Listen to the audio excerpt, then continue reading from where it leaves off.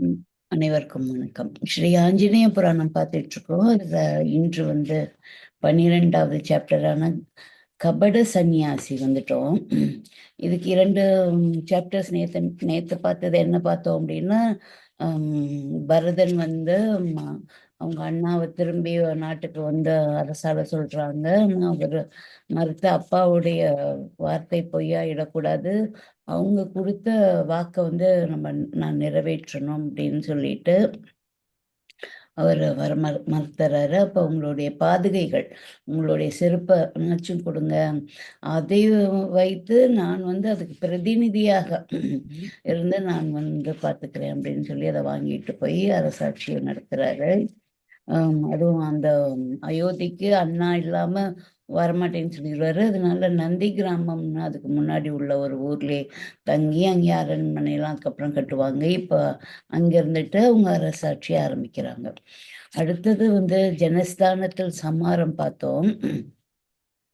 ஆம், அங்க ஒரு அரக்கன் ஆம், எப்படி இவங்க அப்படியே நடந்து போயிட்டே இருக்கல, தாண்டகம் எனப்படும் ஒரு மாபெரும் ஆரண்யத்துக்குள்ளார நுழையிறாங்க. தாண்டகம் அப்படின்னு சொல்லிட்டு அங்கே ஒரு அரக்கன் இவங்களை பயமுறுத்தி இவங்களை எப்படி இதுக்குள்ளார வரலாம் அப்படின்னு கேட்கும்போது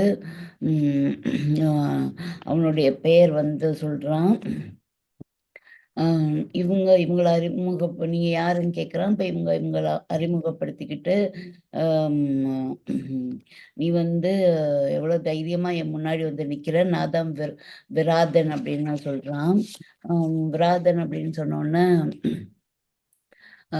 ஓ நீதான் விராதனா, நீ சன்னியாசிகள் முனிவர்கள் எல்லாம் தொல்லை பண்றத நீதானா அப்படின்னு சொல்லிட்டு, நாங்க சத்திரிய குலத்தை சேர்ந்தவங்க, சத்திரியர்கள் தான் அந்த காலத்துல ஜட்ஜஸா, அதாவது அரசர்கள் தான் நீதிமானாவும் இருப்பாங்க, அவங்க தான் மக்களுக்கு தீர்ப்பு சொல்லுவாங்க.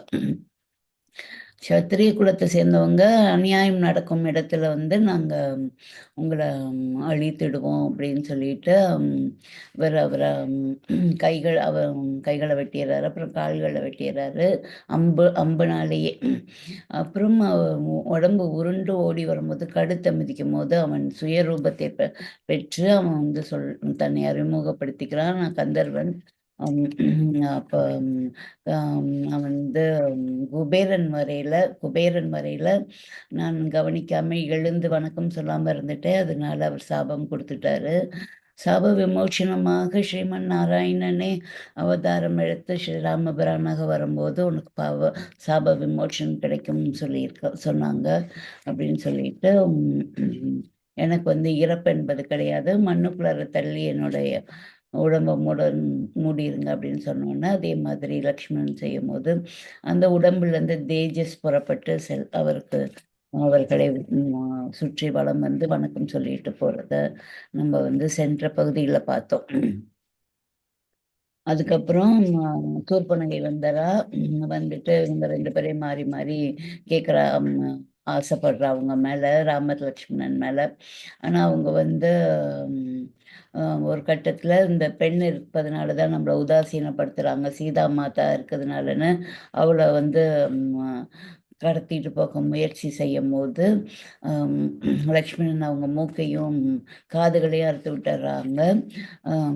அவ போய் அவளுடைய சித்தி பையங்களான கரதூஷன்களை வர சொல்றா.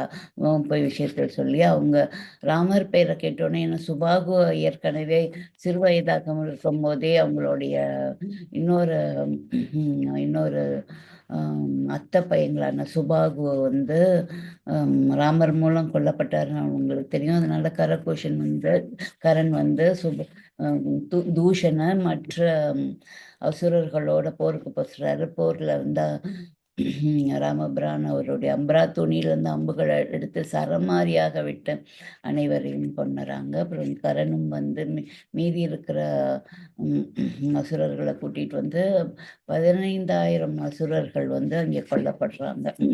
உடனே ஓடியரா அவளுடைய அண்ணன் இலங்கைக்கு போயிடுறா சூர்பனகை. அவளா போனா ராவணனை பார்க்க விதி அவளை ஓட்டி சென்றது அப்படின்னு சொல்லி, ராவணனுடைய அழிவான விதி வந்து அவளை இங்கே ஓட்டி சென்றது அப்படின்னு முடிச்சிருந்தாங்க. இப்போ நம்ம 12th சாப்டர் பார்ப்போம். 12 சாப்டர் கபட சந்நியாசி. மந்திரி பிரதானிகளுடன் இலங்கேஸ்வரன் சபையில் ஆலோசனை செய்து கொண்டிருக்கும் நேரத்தில் சூர்பனகை அவன் முன்னிலையில் சென்று விழுந்து கதறினாள். ஏ ராவணா, உன்னுடைய பிரதாபம் அழிந்து விட்டதா? உன்னை கண்டு சகல புலன்களும் நடுங்கியதெல்லாம் கனவாகி விட்டதா? இந்த அநியாயத்தை நான் எவ்வாறு பொறுப்பேன் என்று பிரலாபித்தாள். ராவணனுக்கு ஒன்றும் புரியவில்லை. அவளை பார்த்து அன்போடு சொன்னான், சகோதரி, என் வல்லமையில் உனக்கு சந்தேகம் உண்டாக காரணம் என்ன? நீ ஏன் இவ்விதம் அலங்கோல நிலையில் காட்சி தருகின்றாய்? உனக்கு இந்த கஷ்டத்தை கொடுத்த பாவி யார்? இப்பொழுது சொல். உலகத்துக்குள் அவன் எங்கு பதுங்கியிருந்தாலும் விடுவதில்லை என்றான். அண்ணா, நீ உயிருடன் இருக்கையில் இப்படி எனக்கு ஒரு துன்பம் நேர்ந்திருப்பதை நான் என்னவென்று சொல்லுவது? ஜனஸ்தானத்தில் காவலுக்கு இருந்த நம் சகோதரர்கள் கரணும் தூஷ்ணனும் 14,000 வீரர்களுடன் அழிக்கப்பட்டார்கள். அவள் முடிக்கும் முன்பு சூர்பனகை என்று கோபத்துள் கர்ஜித்தான். என்ன நடந்தது? கரணும் தூஷ்ணனும் கொல்லப்பட்டு விட்டார்களா? நடந்ததை விவரமாக சொல். என் உள்ளம் பதறுகின்றது. அவர்களை கொன்றவர் யார்? தேவர்களில் ஒருவரா? இருக்க முடியாதே. அவ்வளவு தைரியம் எவருக்கும் இல்லையே என்று மீசை துடிக்க கேட்டான். அண்ணா, ஜனஸ்தானத்தில் வழக்கம் போல் நிர்பயமாய் நான் சஞ்சரித்து வருகையில் பஞ்சவடியில் 2 நரர்களை கண்டேன். ஆகா, அவர்களுடைய சௌந்தரியம்தான் என்ன! புருஷ பிறவைக்கே அவர்களுடைய தோற்றம் இலக்கணமாக அல்லவா விளங்குகின்றது. அயோத்தி நாட்டை அரசாண்ட தசரதனுடைய குமாரர்களாம். அவர்களில் மூத்தவன் பெயர் ராமனாம்.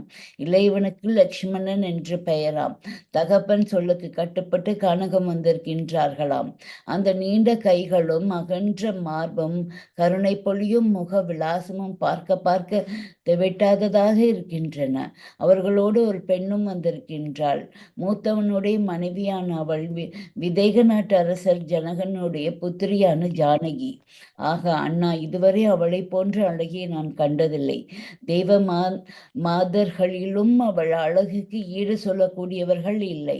அண்ணா, அவளை பார்த்தால் போதும். அவளை அடையாமல் நீ திரும்ப மாட்டாய். மலர்ந்த தாமரை போன்ற முகமும் வண்டினை ஒத்த கருவெளிகளும் உன்னை அவள் காலடியில் கிடத்திவிடும் என்பதில் சந்தேகமில்லை. அவளை பக்கத்தில் வைத்திருந்தாலே போதும், சகல போகங்களையும் அடைந்த திருப்தி உண்டாகிவிடும். அவள் இருக்கும் இடம் எவ்வளவு மனோகரமாக இருக்கின்றது தெரியுமா? அண்ணா, அந்த அழகில் சிறந்த கன்யா ரத்தினத்தை உன்னிடம் சேர்ப்பிக்க விரும்பி அவளை தூக்கி வரச் சென்றேன்.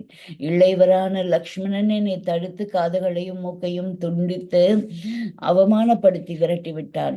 கரனிடம் ஓடிப்போய் சொன்னேன். வீரர்களை அனுப்பி அந்த நரர்களை தண்டிக்குமாறு உத்தரவிட்டான். வீரர்களை நொடி பொழுதில் ராமன் பானங்களால் கொன்றுவிட்டான். தூஷணன் பெரும் படையுடன் வந்து எதிர்த்தான். அவனும் வீரர்களோடு நிர்மூலமாக்கப்பட்டான். முடிவில் கரண் எஞ்சிய வீரர்களுடன் வந்து ராமனை எதிர்த்தான். அண்ணா, அந்த யுத்தத்தை நான் எவ்வாறு வர்ணிப்பேன்? ராமன் ஒருவனாகவே பூமியில் நின்று நம் வீரர்களை எதிர்த்து கொன்று குவித்தான். ஒரு முகூர்த்த நேரத்தில் 14,000 வீரர்களை கொன்று குவித்த அவன் பராக்கிரமம்தான் என்ன! ராவணா, உன்னுடைய தோல் வலிமையை கண்டிருக்கின்றேன். ஆனால் ராமன் யுத்தம் செய்ததோ வியப்பூட்டுவதாக இருந்தது.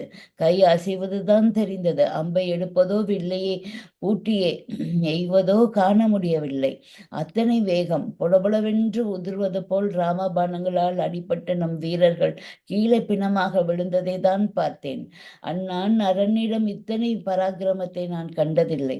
அவனிடம் நேரே மோதுவது உச்சிதமானதல்ல. அந்த அழகு சிலையை எப்படியாவது கைப்பற்றி உன்னிடம் கொண்டு வந்து விட வேண்டும்.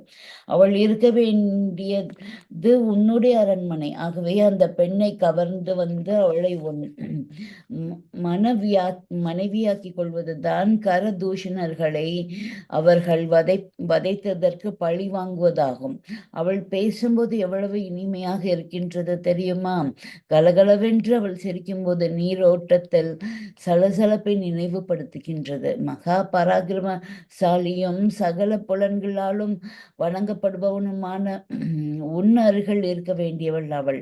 உனக்கு அவளை பரிசாக கொடுக்க வேண்டும் என முயற்சித்தது என்னை இந்த கதிக்கு ஆளாக்கிவிட்டது.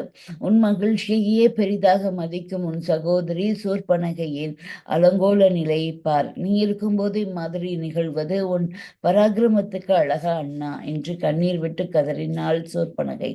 சகோதரி என்ற கண்கள் கோவை படம் போல சிவக்க அழைத்தான் ராவணன். கவலையை விடு, உனக்கு துன்பம் விளைவித்த அந்த நரர்களுக்கு தகுந்த தண்டனை அளிக்கின்றேன். உன் துக்கம் என் துக்கம், என் வார்த்தையை விரைவிலேயே நிரூபித்து காட்டுவேன் என்ற ராவணன் சபையை பாதியில் கலைத்துவிட்டு அந்தப்புறம் திரும்பினான். சீதையை பற்றி சூர்பனகை விவரித்ததிலிருந்து அப்பேரழகியை காண வேண்டும் என்று துடித்தான். சகோதரர்கள் வதம் செய்யப்பட்டதோ, சூர்பனகைய அங்கஹீனத்துக்கு உள்ளாக்கப்பட்டதோ அவனுக்கு பெரிதாக தோன்றவில்லை. எழில் அரசி சீதையை எவ்வாறு இலங்கைக்கு கொண்டு வருவது என்பதிலேயே அவன் சிந்தனை சுழன்றது. சூர்பனகை தெரிவித்தது போல ராமனுடன் நேருக்கு நேர் மோதாமல் வஞ்சகமாகவே சீதையை கவர்ந்து வர வேண்டும். காமத்தியால் தகிக்கப்படும் அவன் உள்ளத்தில் ஒரு உபாயம் தோன்றியது. கோவேறு கழுதைகள் பூட்டிய ரதத்தை கொண்டு வரச் செய்து அதில் ஏறி ஒருவரிடமும் சொல்லாமல் ஜனஸ்தானத்துக்கு புறப்பட்டான். அழகிய சோலை ஒன்றில் ராமனுடைய மாமன் மாரீசன் தவக்கோலம் கொண்டு வசித்து வந்தான். விஸ்வாமித்திரர் யாகத்தில் ராமபாணத்தால் சமுத்திரத்தில் கொண்டு போய் தள்ளப்பட்ட மாரீசன் அன்று முதல் சாதுக்களுக்கு கெடுதி செய்யும் எண்ணத்தை விட்டுவிட்டு ஜனசஞ்சாரமற்ற ஒரு இடத்தில் தவக்கோலம் கொண்டு காலம் கழித்து வந்தான். ராவணன் தன்னுடைய காரியம் நிறைவேற மாரீசனுடைய உதவியை கோரி அங்கு வந்தான். ராவணனை கண்டதும் மாரீசனுக்கு ஆச்சரியமாயிருந்தது. யாரை பார்க்க வேண்டியிருந்தாலும் ஆணையிட்டு அழைக்கும் இலங்கேஸ்வரன் என்ற அவன் இருப்பிடத்திற்கு தேடி வந்து வியப்பை அளித்தது. வரவேண்டும் ராவணா, இலங்கையில் அனைவரும் சுகம்தானே என்று கேட்டு அவனை வரவேற்று உபசரித்தான். மாமா, நான் வந்திருக்கும் காரியம் மிகவும் முக்கியமானது. உன்னுடைய உதவி தேவைப்படுகின்றது என்றான் இலங்கேசன். ராவணா, சொல்லி அனுப்பியிருந்தால் ஓடி வந்திருக்க மாட்டேனா? நீயே என்னை தேடி வர வேண்டுமா என்று கேட்டான் மாவீரன். தாமதிக்க நேரமில்லை, அதனால் தான் ஓடி வந்தேன். ஜனஸ்தானத்துக்கு ராமன் லக்ஷ்மணன் என்று மானிடர் இருவர் வந்திருக்கிறார்களாம் என்று ஆரம்பித்து சூர்பனகை கூறிய அனைத்து விஷயங்களையும் தெரிவித்து முடிவில் அந்த பெண்ணை கவர்ந்து வர வேண்டும், அதற்கு நீ உதவ வேண்டும் என்றான். ராமனுடைய பெயரை கேட்ட மாத்திரத்திலேயே மாரீசனுடைய உடல் நடுங்கியது. ராவணா, ராமனை சாதாரணமாக என்னை புறப்பட்டு வந்து விட்டாய். சூர்பனகை உனக்கு அனைத்து விஷயங்களையும் சொல்லவில்லையா?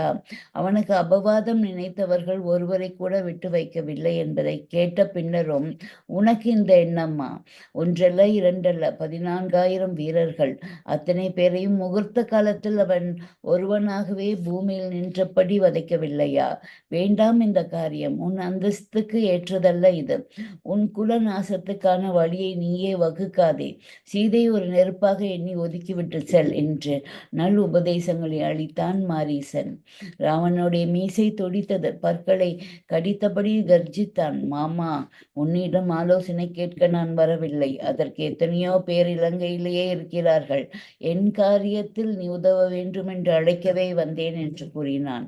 ராவணா, எதிராளியை பற்றி நன்கு தெரிந்து கொண்டிருந்தும் நீ இவ்வாறு பேசுவது வியப்பாக இருக்கின்றது.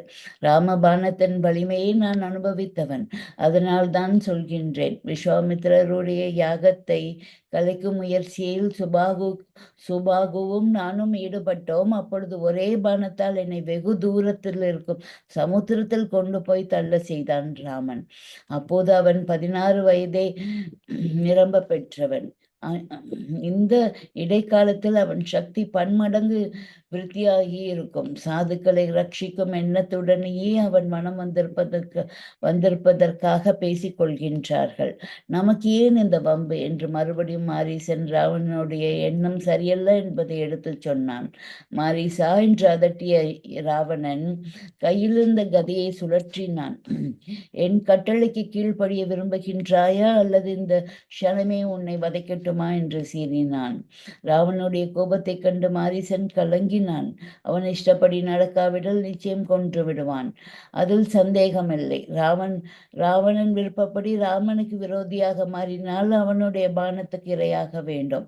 ராவணன் கையால் மடிந்தால் நரகத்துக்கு தான் செல்ல வேண்டும். ராமனின் பானத்துக்கு இரையானால் நல்ல லோகத்தை அடையலாம். ராவணா, உன் கையால் சாக நான் விரும்பவில்லை. அதைவிட துணிந்து காரியத்தில் இறங்கி எதிரியால் கொல்லப்படுவதே மேல். ஆனால் ஒன்று மட்டும் நிச்சயம் செய்து கொள். இந்த க்ஷணம் முதல் என் மரணம் என்னை பின்தொடர்கின்றது என்பதை உணர்ந்து கொள். என்னை மீண்டும் உயிருடன் பார்க்க முடியாது என்றான் மாரீசன். ராவணனுடைய கோபம் சற்று தணிந்தது. மாமனை சமாதானப்படுத்துவது போல் பேசினான். மாமா, அந்த நரர்களுடைய பராக்கிரமத்தை பற்றி நீ பேசியதெல்லாம் நானும் அறிவேன். அவர்கள் தந்தையால் காட்டுக்கு விரட்டப்பட்டவர்கள். அவர்களுக்கு இருப்பதெல்லாம் சீதை என்ற ஒரே ஆதாரம்தான். அவளை அபகரிப்பதால் 2 காரியங்கள் ஒரே சமயத்தில் நிறைவேறும். அந்த பேரழியை நான் அடைவேன். அவளை இழந்த சோகத்தால் அவர்கள் மெலிந்து தங்கள் உயிரை மாய்த்து கொள்வார்கள். அல்லது அவர்கள் சோகத்தில் மூழ்கியிருக்கையில் அவர்களை சுலபத்தில் கொன்று நம் சகோதரிக்கு இழைத்த கொடுமைக்கு பழி வாங்குவேன். 2 காரியங்கள் நிறைவேறுவதுடன் 3வதாக என்னுடைய மரணத்தையும் சேர்த்துக்கொள் என்றான் மாரீசன். மாரீசா, என் கோபத்தை கிளறி வேடிக்கை பார்க்கின்றாயா என்று சீறினான் இலங்கேசன். நடக்கப் போவதை சொன்னேன் ராவணா, வேற எந்த எண்ணமும் இல்லை. சரி, விட்டுவிடு. மேலே சொல்லு. உனக்கு நான் எந்த விதத்தில் உதவ வேண்டும் என்று கேட்டான் மாரீசன். மாமா, அழகிய பொன்மானாக உருவெடுத்து ராமனுடைய பர்ணசாலையின் முன்பாக சென்று சீதையின் பார்வையில் படும்படி நடமாடு. உன்னை கண்டு மயங்கி உன்னை பிடித்து தருமாறு சீதை ராமனை கேட்பாள். அவர்களும் உன்னை பிடிக்க வருவார்கள். அவர்களிடம் சிக்காமல் இங்கும் அங்குமாக அலைக்கழித்து அவர்களை பர்ணசாலையிலிருந்து வெகு தொலைவில் இழுத்து சென்றுவிடும். பின்னர் நான் சுலபத்தில் சீதை கவர்ந்து இலங்கைக்கு செல்வேன் என்றான் ராவணன். மாரீசனுக்கு தன் எதிரில் இருப்பது ராவணனாக தோன்றவில்லை. அவன் உயிரை பறிக்க ராமபானமே வந்து நிற்பதாக தோன்றியது. ராவணா, உன் விருப்பப்படியே நடப்பேன். இன்னும் சிறிது நேரத்தில் நான் பஞ்சவடியில் இருப்பேன் என்று சொன்ன மாரீசன் அங்கிருந்து ஆகாய மார்க்கமாக தாவி பஞ்சவடியில் வந்து குதித்தான். அந்த க்ஷணம் அவன் ஒரு அழகிய பொன்மானாக தகதகவென்று ஜொலிக்கும் தேகத்தோடு மான் கூட்டங்களுக்கிடையே கலந்தான். அந்த மானை கண்டதும் சீதை மிகுந்த ஆச்சரியம் அடைந்தாள். இயற்கையின் சிருஷ்டியில் இப்படி ஒரு விசித்திரமா என வியந்தாள். அந்த மானுடைய குழம்புகளிலும் கொம்புகளிலும் பட்ட ஒளிக்கதிர்கள் பல வண்ண ஜாலங்களை வாரி இறைத்தன. அந்த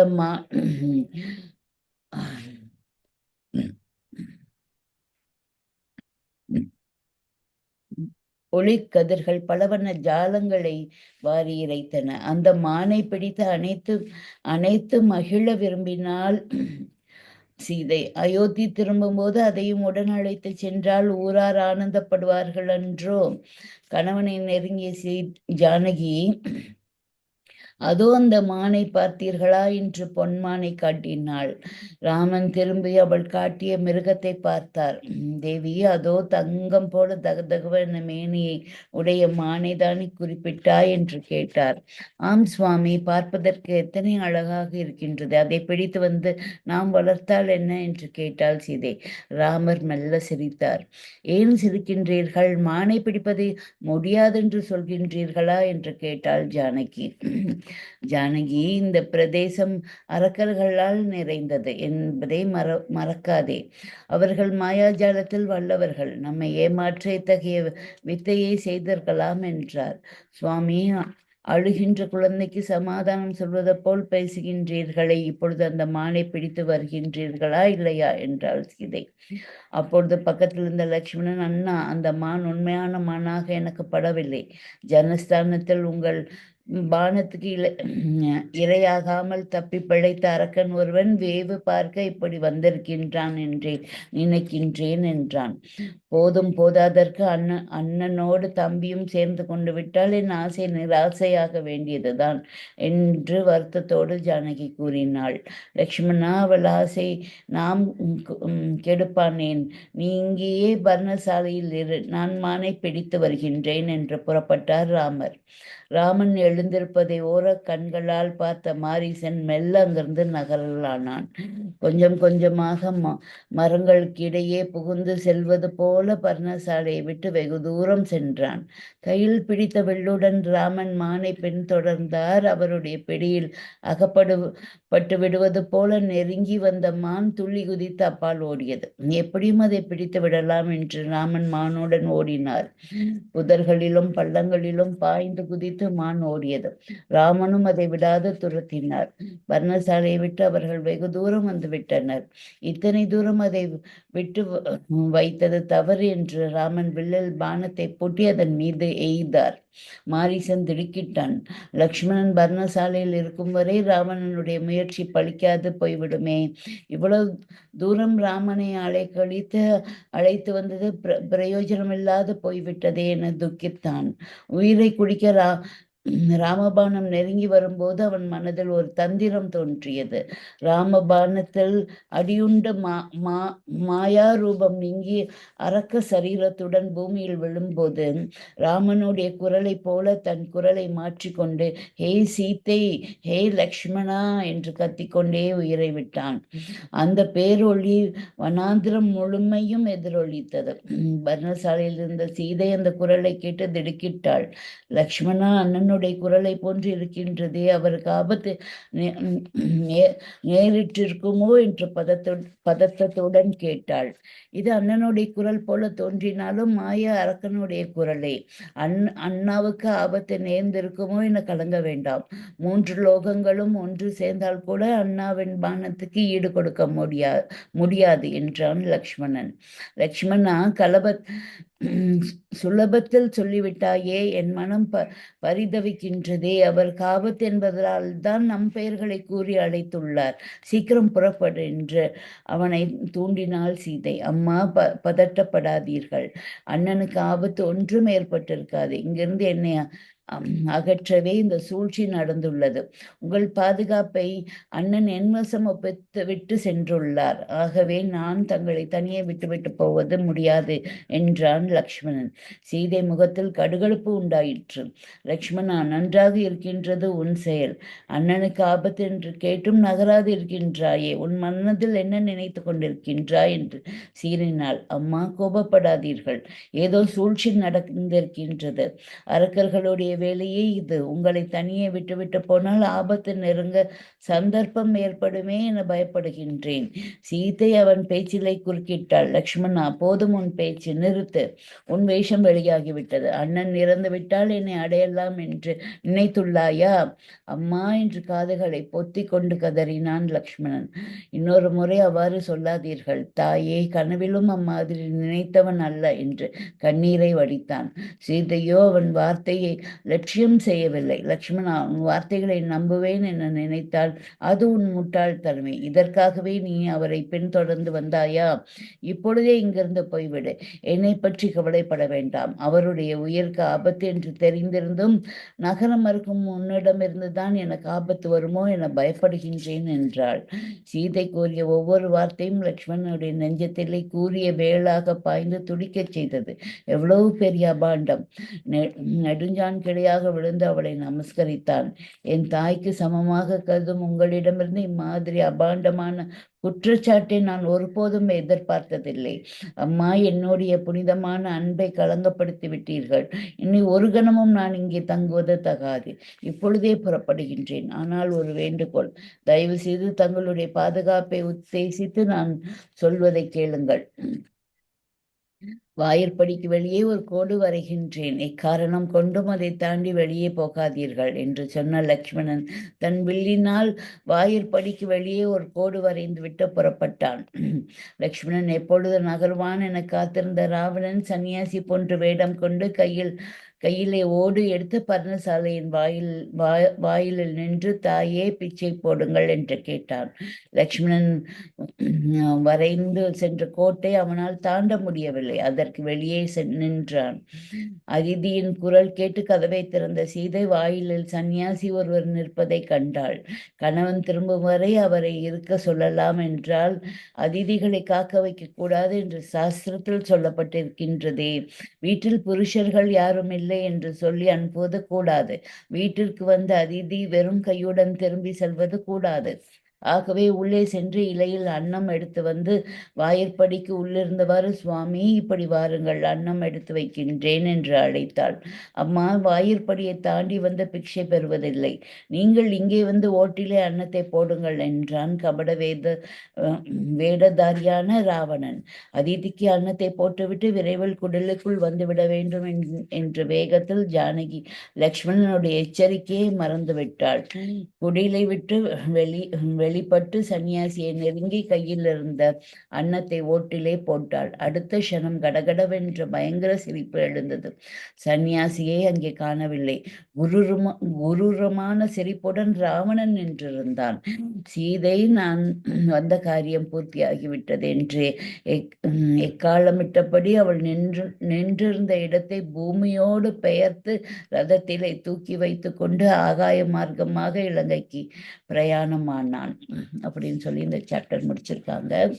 அடுத்தது பக்ஷிராஜின் ஜடாயு 13 சாப்டர், அதை நாளை பார்ப்போம். இன்று ஒரு நல்ல சாப்டர் கபட சந்நியாசி பார்த்தோம். வந்தவங்க எல்லாரும் இந்த வைப்ரேஷனை உணர்வீங்க, இந்த எனர்ஜி ஃபீலிங்கை உணர்வீங்க. ஏன்னா இந்த ஏர்லி மார்னிங்ல ஸ்ரீ ராமபிரானுடைய கதைகளை நம்ம பார்த்து வரோம். இந்த சாப்டர்ல என்ன பார்த்தோம் அப்படின்னு பார்ப்போம்.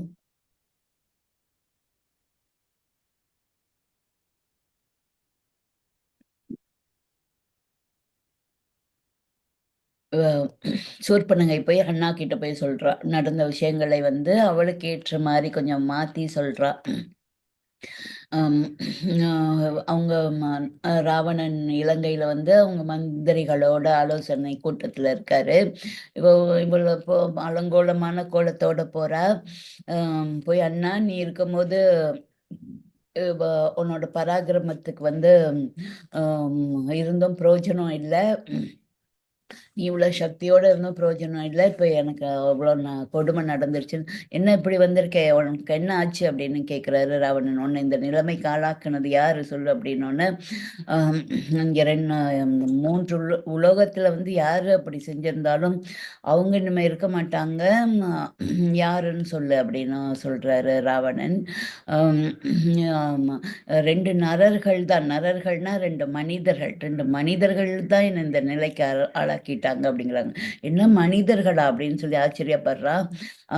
அவங்க தசரதரோட பிள்ளைகளா, அவருடைய கட்டளைக்காக இவங்க 2 பேரும் காட்டுக்கு வந்திருக்காங்களாம்.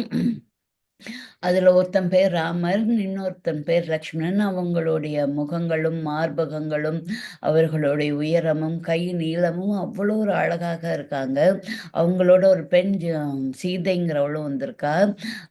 அந்த மூத்தவன் ராமனுடைய மனைவி அவளுடைய அழகு வந்து பார்த்தனா நீ அவ காலடியிலயே இருப்ப. முகம் வந்து தாமரை பூ மாதிரியும், அவளுடைய கண்கள் வண்டு போலவும், அவளுடைய மெலிந்த இடை வந்து அவ்வளோ அழகாகவும், இந்த உலகத்திலே உள்ள பெண்கள் எல்லாம் அவள் தான் ரொம்ப அழகு. உங்ககிட்ட இருக்க தேவ மாதர்களை எல்லாம் விட, தேவ பெண்களை விட, தேவலோகத்திலேருந்து நீ வச்சிருக்க பெண்கள் எல்லாத்தையும் விட கூட அவ ரொம்ப அழகு.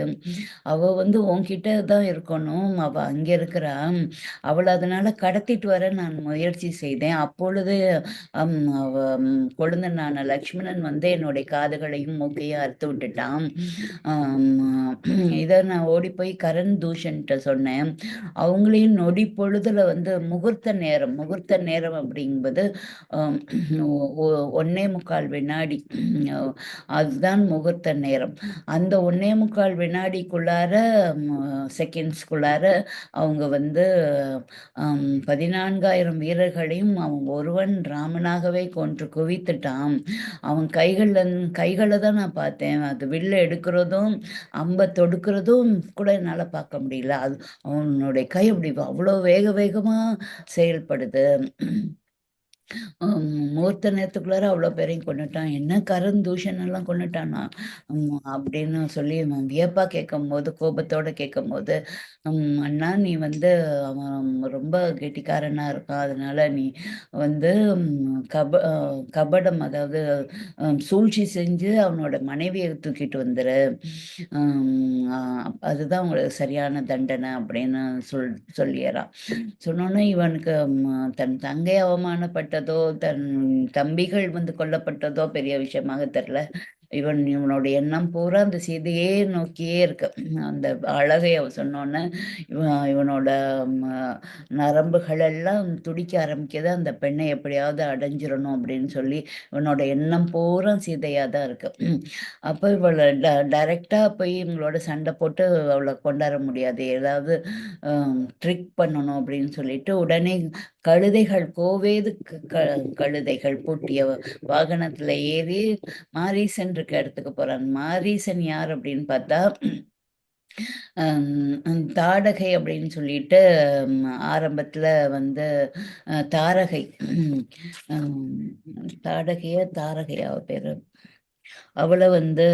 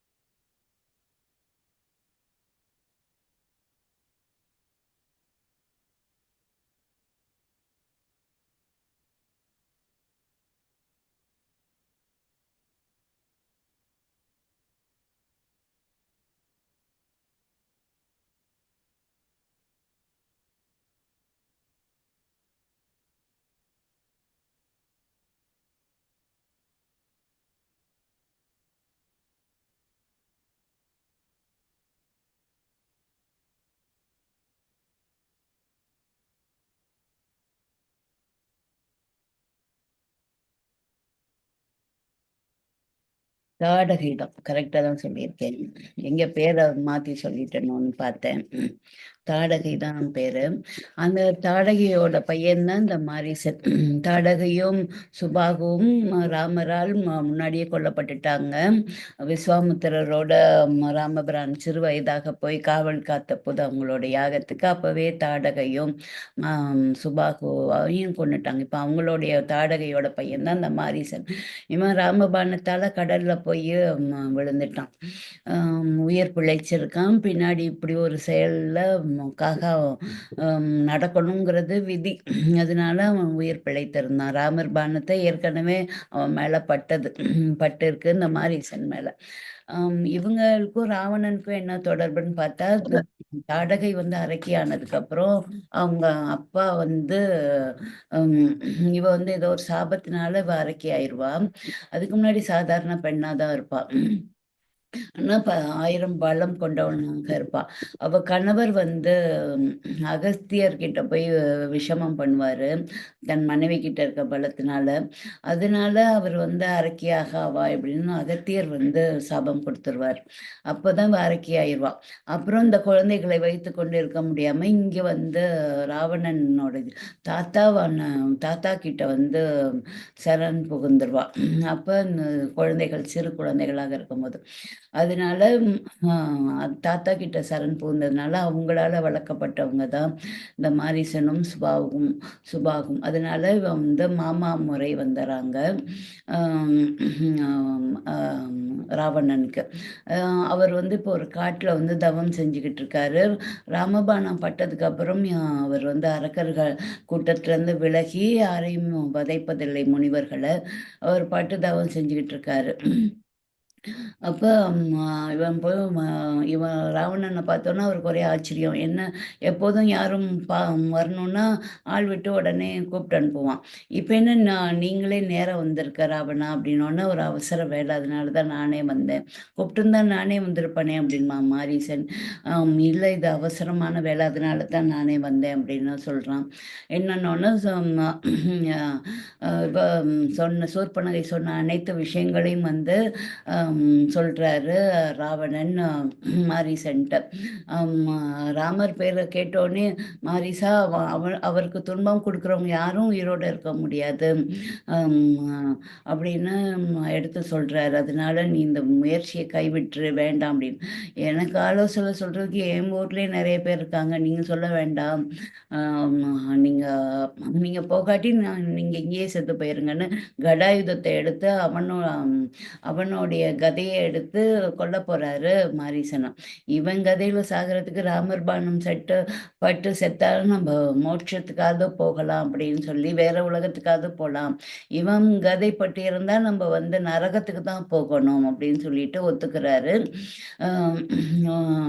என்ன செய்யணும்னோன்னா அவளை எப்படியாவது அவங்க 2 பேர்கிட்ட இருந்து பிரிச்சுட்டா நான் அவளை ஈஸியாக நான் வந்து வந்துடுவேன் அப்படின்னு சொல்லணுன்னு இவர் ஒரு தங்க மானாக அங்கே வெறும் வாயு வேகத்தில் காற்றில் பறந்து போய் அங்கே பஞ்சவடியில் அவங்க இப்போ பஞ்சவடியில் தான் தங்கியிருக்காங்க. பர்ணசாலை அமைத்த ராமர் லக்ஷ்மணன் சீதை அங்கே போய் குதித்து பொன் மானாக மாறி தங்க மானாக மாறி மான் கூட்டத்துக்கு இடையில கலந்துறாரு. பர்ணசாலை கிட்ட போகும்போது சீதை அந்த பொன்மானை பார்த்து அந்த அழகில் மயங்கி அதை தான் அணைத்து கட்டிப்பிடித்து அதை வளர்க்கணும், அங்கே அயோத்திக்கு கூட்டிகிட்டு போனால் எல்லா மக்களும் அதை பார்த்து வியப்பாக பார்ப்பாங்க அப்படின்ட்டு அது வேணும், அதுக்கு மேலே ஆசைப்பட்டு ராமனை கூப்பிட்டு காட்டுறா, அந்த மானை பாருங்க அப்படின்னு சொல்லி.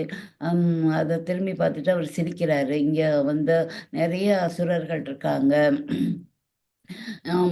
நீ வந்து இந்த அது அசுரராக கூட வந்திருக்கலாம், அவங்க எந்த ரூபம் வேணாலும் அவங்க எடுக்கலாம் அப்படின்னோடனே லக்ஷ்மணனும் சொல்கிறாங்க, ஆமாண்ணா நீங்கள் கொன்ன அசுரர்களை யாரோ ஒருத்தன் தப்பிச்சிட்டான் போல், அவன் வேவு பார்க்கறதுக்காக வந்திருக்கான் அப்படின்னோடனே அண்ணாவோட சேர்ந்து தம்பியும் சேர்ந்துட்டிங்களா அப்படின்னு இன்னும் கோபப்படுறா. என்னோட ஆசையை நிறைவேற்ற மாட்டிங்களா அப்படின்னு கோபப்பட்டோன்னா ராமர் வந்து எழுந்திருக்கிறாரு. ராமர் எழுந்திருக்கிறத பார்த்தோன்னா மாரீசன் ஆகிய அந்த பொன்மான் வந்து மெல்ல நவுந்து அப்படியே நடக்க ஆரம்பிக்குது புதர்களுக்கு இடையில. அப்போ வந்து சரி நீ வந்து சீதையை பார்த்துக்கோ, நான் போய் அந்த மானை பிடிச்சிட்டு வரேன் அப்படின்ட்டு ராமர் வந்து போகிறாங்க. ராமர் போக போக இந்த மான் வந்து அவருக்கு போக்கு காட்டிக்கிட்டே அவரை பார்க்குற மாதிரி ஓடுது. அப்புறம் வேகமாக ஓடி புதர்கள் குழிகளை தாண்டியும் அப்படி ஓடுது வேகமாக. அப்புறம் இவர் பார்க்குற மாதிரி ஓடுது. இப்படியே ரொம்ப தூரத்துக்கு ராமபிரானை கூட்டிகிட்டு போயிடுது. சரி இவரை கூட்டிகிட்டு வந்துட்டோம், ராமர் வில்ல எடுத்து இனிமே நம்மக்கிட்ட இப்படியே ஓடிக்கிட்டே இருக்கு, ரொம்ப தூரம் வந்துட்டோம் அப்படின்னு வில்ல எடுத்து இதை கொண்டுடலாம் அப்படின்னு எடுத்து அதை பார்த்தோன்னே சரி இவரை கூட்டிகிட்டு வந்துட்டோம், அப்போ ராவணனுடைய எண்ணம் நிறைவேறாது, அதனால அவனையும் கூட்டிகிட்டு வரணுமேனு அவருடைய வில்லு வந்து தன் மேலே படும்போது, ராமபிரானுடைய வில் வந்து மாரீசன் மேலே படும்போது அவன் அரக்கனாக மாரீசனாக மாறி உயிர் போகும்போது ராமருடைய தன் குரலை மாற்றிக்கொண்டு ஹே சீதா, ஹே லக்ஷ்மணா அப்படின்னு சொல்லிக்கொண்டே உயிரை விட்டார். அப்புறம் அந்த குரல் இங்கே காடு முழுவதும் எதிரொலிக்குது. அதை கேட்ட சீதை வந்து பரிதவிக்கிறாங்க. லக்ஷ்மணன் எவ்வளவோ எடுத்து சொல்றாங்க. இது அண்ணனுடைய குரல் போல இருந்தாலும் இது அண்ணனுடைய குரல் அல்ல. இது அசுரர்களுடைய குரலாக தான் இருக்கணும். அவங்க தான் வந்து அண்ணனை வந்து 3 உலகமும் சேர்ந்து வந்து எதிர்த்தாலும் அண்ணனுடைய வில்லுக்கு முன்னாடி அவங்கெல்லாம் எதுவுமே நிற்க கூட முடியாது. அதனால இது அசுரனுடைய குரலாக தான் இருக்கணும்னா, நீ வந்து என்னை அண்ணன் செத்து போயிட்டா என்னை வந்து அடையிறதுக்காக தான் நீ வந்து பின்னாடியே புறப்பட்டு வந்தியா? நீ வந்து அந்த எண்ணத்துல தான் இங்க இருந்துட்டு போக மாட்டேங்கிறியா? உங்க அண்ணனுக்கு ஒரு ஆபத்துன்னு தெரிஞ்சும் அப்படின்னு சொல்லி கேவலமாக சொல்லிடுறாங்க. அவங்க வந்து தாயே தாயேன்னு ஒரு தாய் ஸ்தானத்துல அண்ணன் மனைவியை நினைக்கிறாங்க. அண்ணின்னு கூட நினைக்கல. ஒரு தாயை நினைக்கிற மாதிரி அந்த மனிதர் வந்து லக்ஷ்மணன் வந்து அப்படியே ஒரு உயர்ந்த எண்ணமாக ஒரு தாயை நினைப்பது, இந்த ஒரு சொல் சொன்னதுக்காக உள்ள தண்டனை தான் இனிமே வந்து சீதா மாதா அனுபவிக்க போறாங்க. அதனால வார்த்தைகள்லையும் எண்ணங்கள்லையும் நம்ம கவனத்தோட இருக்கணும். என்ன சிந்திக்கிறோம், என்ன நம்ம பேசுறோம் அப்படின்னு சொல்லிட்டு. இந்த வார்த்தைகள் தான் அவங்களுக்கு இனிமே 4 ஆண்டுகள் 1 ஆண்டு காலம் அவங்க சிறையில இருப்பாங்க. அவங்க இதுல இலங்கையில 1 ஆண்டு காலம் தான் இருப்பாங்க. அப்போ வந்து அவ்வளோ சிரமப்பட்டு போயிடுவாங்க. அந்த அப்புறம் லக்ஷ்மணன் அந்த வார்த்தை கேட்டோன்னா, நான் உங்களை நமஸ்கரிச்சுட்டு, சரி நீங்கள் அந்த கோடனாச்சும் வெளியில் தாண்டி வந்துடாதீங்கன்னு வாசல் படியில் ஒரு கோடை வரைஞ்சிட்டு இவர் வந்து போயிடுறாரு அண்ணனை தேடி. இவன் எப்போ போவான்னு காத்திருந்தார் ராவணன். மரத்துக்கு பின்னாடி ஒளிஞ்சு காத்துக்கிட்டு இருக்கான். இவன் போனோன்னு இதான் சமயம்ன்ட்டு சன்னியாசி குளத்தில் பிக்ஷை பாத்திரத்தை எடுத்துட்டு வந்துட்டு பிக்ஷை கேட்குறாரு. ஒரு அதிதினா விருந்தாளி. விருந்தாளி வந்து பிக்ஷை கேட்கையில் வந்து கதவை திறந்துட்டு பார்க்குறா. சன்னியாசியை பார்த்தோன்னே அவங்கள ஆண்மகன் இல்லாதப்ப பிக்ஷை எப்படி வெளில போய் போடுறதுன்னு யோசிக்கிறா. ஆனால் அது வந்து சாஸ்திரத்தில் பிக்ஷை வந்து கேட்குறவங்களுக்கு கொடுத்தே ஆகணும். பிக்ஷை இல்லைன்னு சொல்லி அனுப்பக்கூடாது அப்படின்னு யோசிக்கிறா சீதா மாதா. அப்புறம் வந்து சரிம்மான்ட்டு நம்ம உடனே கொடுத்துட்டு வந்துடலாம் அப்படின்னு இலையில அன்னத்தை சாதத்தை வச்சு அந்த படிக்கு உள்ளாரையே வச்சுட்டு வந்து எடுத்துக்கங்க அப்படின்னு சொல்கிறா. இல்லைன்னு நான் வந்து எடுக்க முடியாது, நீங்கள் வந்து கொடுங்க அப்படின்னு சொல்கிறான் ராவணன். ஏன்னா இவனால் அந்த கோட்டை தாண்டி போக முடியல, அதில் நெருப்பாக வருது, இவனால் போக முடியல. சரி கொடுத்துட்டு உடனே வந்துடலாம் அப்படின்னா அவங்க அந்த கோடு இருக்கிறதே மறந்துட்டு தாண்டி வந்தோடனே இவன் ராவணன் வந்து சன்னியாசி குளத்துலேருந்து ராட்சச குளத்துக்கு போயிட்டு இதுக்காக தான் நான் காத்திருந்தேன் அப்படின்னு பூமியோட வந்து அவளை பெயர்த்து எடுத்துக்கொண்டு அவள் பூமியில் அவதரித்த ஜானகி தான். அவள் ஏர் ஒழுகும்போது பூமியில் வந்து தோன்றி பூமிக்குள்ள இருந்தால் வருவாங்க. ஒரு பெட்டியில் இருப்பாங்க. பூமி மாதா தான் அவங்க. அதனால இப்போ பூமியோட அவளை தொட முடியாது, தொட்டால் அவன் அழிஞ்சிருவான். அதனால பூமியோட பெயர்த்து கொண்டு போய் ரதத்தில் ஏற்றிடறான். அதோட இந்த 12th சாப்டர் முடிச்சிருக்காங்க. அடுத்தது வந்து ஜடாயு வராங்க, அவளை காப்பாற்ற முயற்சி செய்வாங்க. அது நாளை பார்ப்போம். ஓகே, நம்ம இப்போ வந்து 108 முறை வந்து ராமபாணத்துக்குள்ள சக்தியை நம்ம இன்று பார்த்தோம். 14,000 வீரர்களை கொன்று குவித்ததையும் மாரீசனை கொன்றதையும் பார்த்தோம். அது விஷ்ணு தனுசு தான் ராமர் விஷ்ணு தானே அவரே, விஷ்ணு தனுசு. அதனால ஓம் ஸ்ரீ விஷ்ணு தனுசு போற்றி அப்படிங்கிற மந்திரத்தை 108 முறை நம்ம இன்று சொல்லிடுவோம்.